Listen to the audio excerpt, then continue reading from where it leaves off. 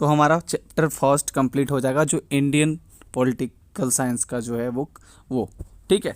तो अगर हम प्रीवियस वीडियो की अगर बात करें तो उसमें हमने लगभग आधा किताब नहीं, फर्स्ट चैप्टर का आधा जो है वो ख़त्म हो चुका है, ठीक है। तो अगर आपने 2 वीडियो नहीं देखे हैं तो डिस्क्रिप्शन बॉक्स में लिंक दूंगा, आप वहाँ से देख लेना। तो उसमें हमने ये देखा था राष्ट्र निर्माण की जो 3 चुनौतियाँ थी वो हमने देखा था। फिर विभाजन, विस्थापन और पुनर्वास देखा था, क्या हुआ, कैसे हुआ, विभाजन की प्रक्रिया देखा, विभाजन से क्या परिणाम हुआ वो देखा। फिर गांधी जी की मृत्यु होती है वो भी देखा।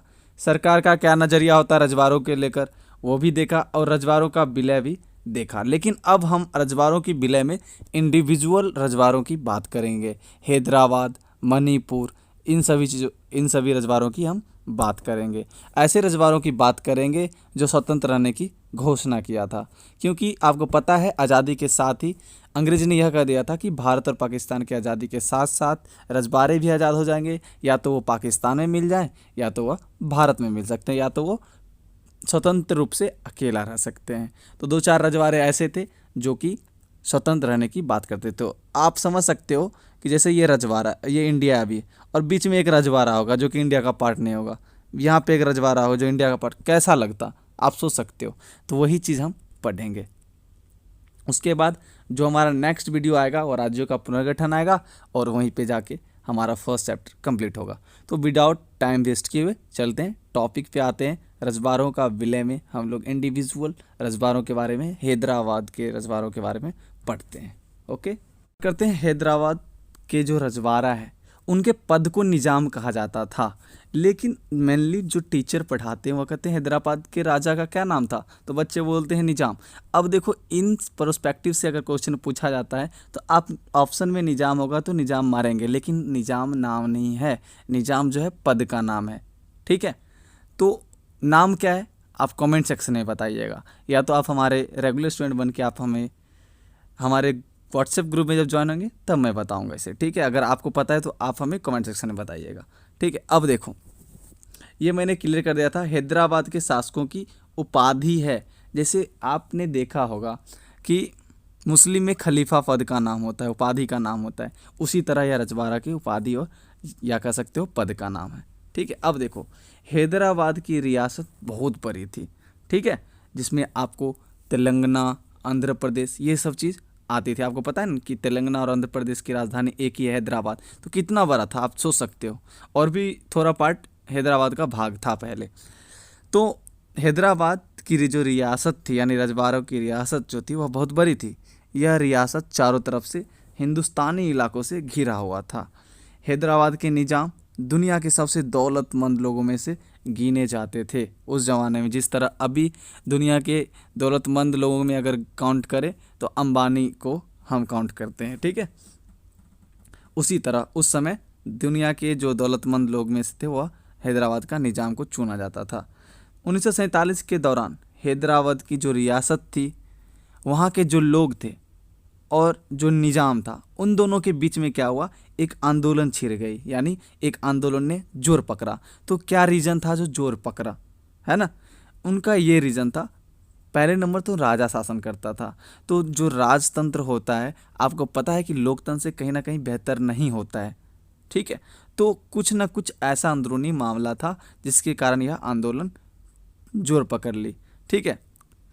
अब देखो, क्यों तेलंगाना के किसान निजाम के दमनकारी शासन के खास तौर पर नाराज थे। आपको मैंने बताया आंध्र प्रदेश और तेलंगाना सब हैदराबाद के अंतर्गत आता था।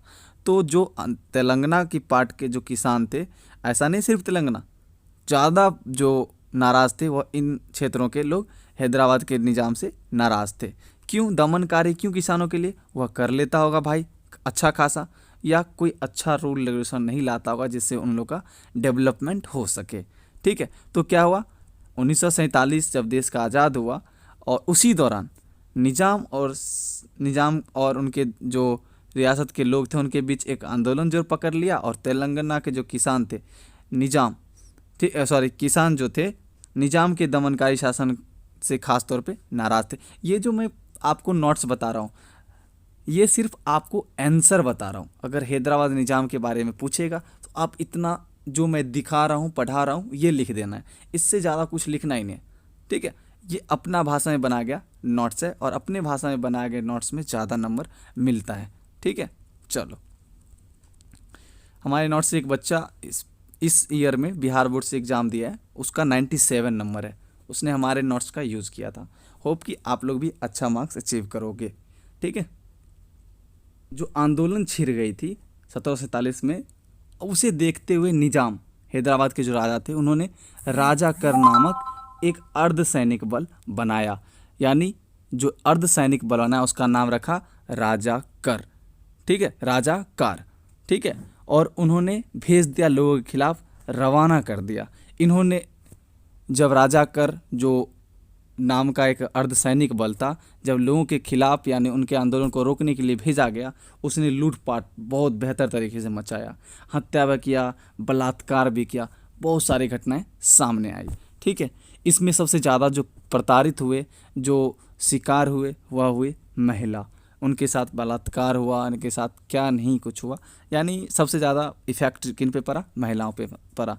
यही कारण से महिला और भी चढ़ बढ़ के क्या हुई? इस आंदोलन में शामिल हुआ। अब यहाँ से आप समझ सकते हो, जहाँ भी आप जिस आंदोलन में महिला की भूमिका होती है, वह आंदोलन होता है सफल होता है। ठीक है, तो यह भी एक सफलता की ओर बढ़ रही है। ठीक है, चलते हैं नेक्स्ट। सितंबर 1947। ठीक है, अगस्त में आज़ाद हुए थे, अगस्त में चालू हो गया था, फिर सितंबर 1947 में भारतीय सेना ने निजाम के सैनिक जो राजा कर था, राजा कर अर्धसैनिक बल जो बनाया गया था कि जाओ आप लोगों के खिलाफ आवाज़ उठाओ, उनको शांत कराओ आंदोलन को, तो वह क्या किया? लूटपाट मचाना शुरू कर दिया, बलात्कार शुरू कर दिया, हिंसा चालू कर दिया। तो इसे देखते हुए भारतीय सेना ने वहाँ के लोग को बचाने के लिए क्या किया? अपने सैनिक को रवाना किया। यानी निजाम के सैनिक पर काबू पाने के लिए हैदरा आ चुका था। कौन? भारतीय सेना। लगातार रुक रुक कर लड़ाई हुई, किसमें? भारतीय सेना में, और निजाम के जो सैनिक जो संगठन थे, अर्धसैनिक संगठन थे राजा कर, उनके बीच में। ठीक है, अंततः क्या हुआ? निजाम आत्मसमर्पण कर देता है, और इसी आत्मसमर्पण के साथ हैदराबाद का क्या होता है? विलय हो जाता है। ठीक है, आपने देखा कि कुछ ऐसे रजवाड़े थे जो आज़ादी के साथ ही इंडिया में मिल गए, लेकिन कुछ ऐसे पतित थे जो इंडिया में नहीं मिले, लेकिन उनको बाद में मतलब ऐसी सबक सिखाई गई। मतलब होता है ना, टीचर जब बच्चे नहीं बैठ उठते हैं, चाहे क्लास नहीं जाते हैं, तो पीट पीट कर भगाया जाता है, चाहे बैठाया जाता है, वही किया गया इनके साथ, और अंततः इनको विलय करना पड़ा। ठीक है, चलो, जब भारत कब मजबूत हो गया? जब अपने निजाम ने अपने लोगों पे ही आक्रमण करना शुरू कर दिया। तो क्या हुआ? अब भारत की सैनिक समझ गई कि अगर वहाँ हम लोग के साथ जाते हैं तो लोग का सपोर्ट मिलेगा, और हैदराबाद तो भाई साहब हमारे में विलय करेंगे ही। ठीक है, तो इतना शॉर्ट नोट्स कहीं नहीं मिलेगा आपको। आपको नोट्स बनाना है, बनाना है, बनाना है, ताकि एग्ज़ाम के समय आपको जो है बुक नहीं पलटना पड़े। ठीक है, चलो आगे चलते हैं, इसको इरेज करते हैं। राजा कार आप याद रखेंगे क्या था। ठीक है, चलो अब मणिपुर के राजा के बारे में थोड़ा हम समझ लेते हैं। तो आज़ादी के चंद रोज़ पहले उन्होंने भारत सरकार के साथ भारतीय संघ में अपने रियासत के विलय के लिए एक सहमति पत्र पर हस्ताक्षर कर देता है। यह आसानी से, प्यार से, वहाँ के जो राजा का नाम था वह था राजा बोधचंद्र सिंह मणिपुर। इन्होंने आज़ादी के साथ ही कुछ दिन बाद ही भारत सरकार के साथ भारतीय संघ में मिलने के लिए इन्होंने विलय का जो सहमति पत्र है उस पर सिग्नेचर कर देता है। ठीक है, जिसको बोलते हैं इंस्ट्रूमेंट ऑफ एक्सेशन। जो विलय पत्र होता है उसका नाम होता है इंस्ट्रूमेंट ऑफ एक्सेशन, आप लिख लेंगे। ठीक है, तो भारतीय सरकार ने उन्हें यह आश्वासन दिया कि मणिपुर को आंतरिक स्वतंत्रता बरकरार रहेगी। मणिपुर जो आंतरिक स्वतंत्रता है वह बरकरार रहेगी। मणिपुर के महाराजा बोधचंद्र सिंह ने बिना निर्वाचन, अब यहाँ पे ट्विस्ट आता है, इन्होंने तो क्या किया? विलय के लिए हस्ताक्षर कर दिया। ठीक है, विलय पत्र पे, इंस्ट्रूमेंट ऑफ एक्सेशन पे, लेकिन उन्होंने जो निर्वाचित विधानसभा थी, यानी लोगों के द्वारा चुना गया विधानसभा जो था, उससे परामर्श नहीं लिया। उनके परामर्श के बगैर भारत में क्या हुआ? उन्होंने शामिल किया, और इस शामिल होने के कारण क्या हुआ कि विवाद छिड़ गए उनके आपस में ही। तो शामिल होने के लिए सहमति पत्र पर जो हस्ताक्षर कर दिया वह क्या किया, बिना निर्वाचन विधानसभा से पूछे बगैर भारत के विलय के लिए सहमति पत्र पे हस्ताक्षर कर दिया। तो आगे क्या हुआ, इन्होंने तो विलय कर लिया, तो आगे क्या हुआ।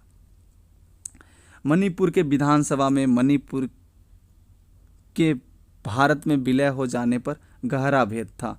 अब देखो, राजा, इसमें राजा चाहता था और हैदराबाद में राजा नहीं चाहता था। इसमें राजा ने विलय कर लिया, तो अब इनके विधानसभा जो थे उनमें प्रॉब्लम थी। तो मणिपुर के जो कांग्रेस जो थी वह चाह रही थी कि मणिपुर की रियासत भारत में मिल जाए। मणिपुर की कांग्रेस चाहती थी, लेकिन दूसरी ओर और जो राजनीतिक पार्टियां थी वह चाहती थी विलय ना हो, हम स्वतंत्र रहेंगे। कांग्रेस, मणिपुर के कांग्रेस को छोड़कर चाहती, और सब चाहती थी विलय ना हो।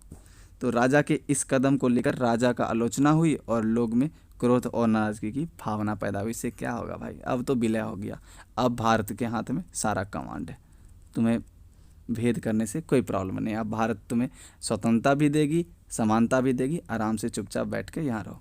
ठीक है, तो यहीं पे समाप्त करते हैं, यानी एपिसोड नंबर 3 यहीं पे समाप्त होता है। और आपके लिए क्वेश्चन है कि भारत के प्रथम गृह मंत्री कौन थे, आपको कमेंट सेक्शन में बताना है। ठीक है, फिर नेक्स्ट वीडियो आपके नोट्स कंप्लीट होने के बाद हम पब्लिश करेंगे। ठीक है, यानी कि चौथा एपिसोड आते ही आपका फर्स्ट चैप्टर कंप्लीट। तो आप समझ सकते हैं हमने 15 मिनट, यानी कि 15 दूना 30, 30 दूना 60 मिनट में जो क्लास हुआ उससे एक चैप्टर आपका कंप्लीट हो जाता है। और इससे अलग एक भी क्वेश्चन हो नहीं सकता है, ये हमारा गारंटी है। ठीक है, तो हमारे साथ बने रहे बेहतर स्कोर के लिए। तो वीडियो में साथ करते हैं। जय हिंद, जय